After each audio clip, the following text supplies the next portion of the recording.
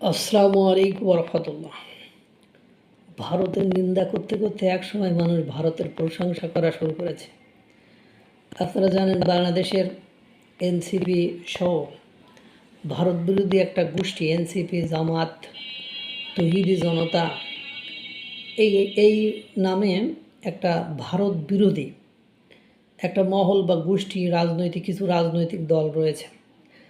তারা কথায় কথায় দিল্লি না ঢাকা স্লোগান দেয়, আবার দিল্লি না ঢাকার সব কিছু খায়, ডিজেল ব্যবহার করে, তাদের সাহায্য সহযোগিতা ছাড়া চলতে পারে না।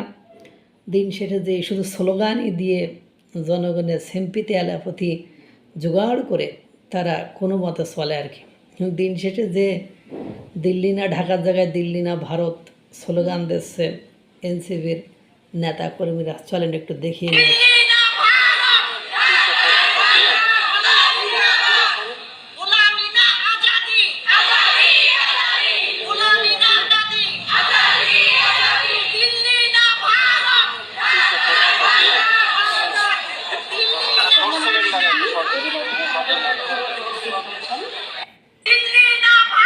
হ্যাঁ, দিল্লি না ভারত।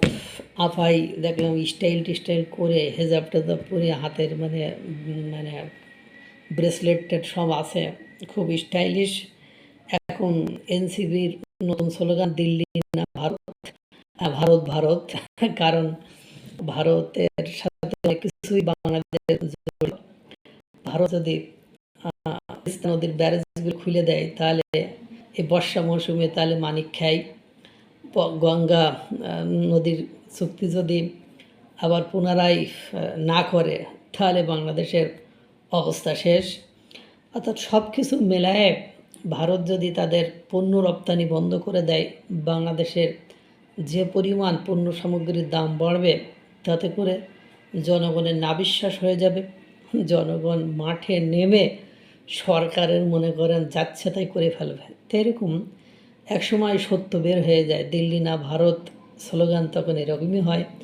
তখন ভারত ভারত বলা ছাড়া আর উপায় নেই।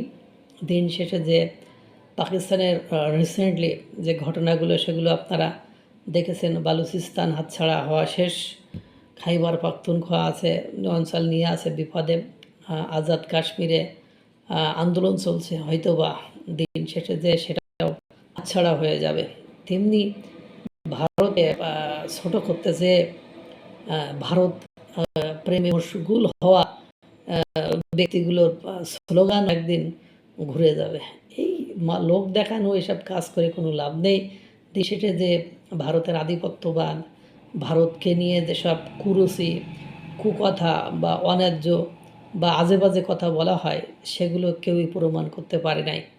কারণ পুরোদস্তুর ভারত বিরোধী সরকার 2 বছর ক্ষমতায় থেকেও, 18 মাস ক্ষমতায় থেকেও ভারতের এগেনস্টে বড় ধরনের কোনো অভিযোগ তারা নিয়ে আসতে পারে নাই। সুতরাং দিল্লি না ভারত স্লোগান এখন হয়তো বা এরকমই হয়ে যাবে।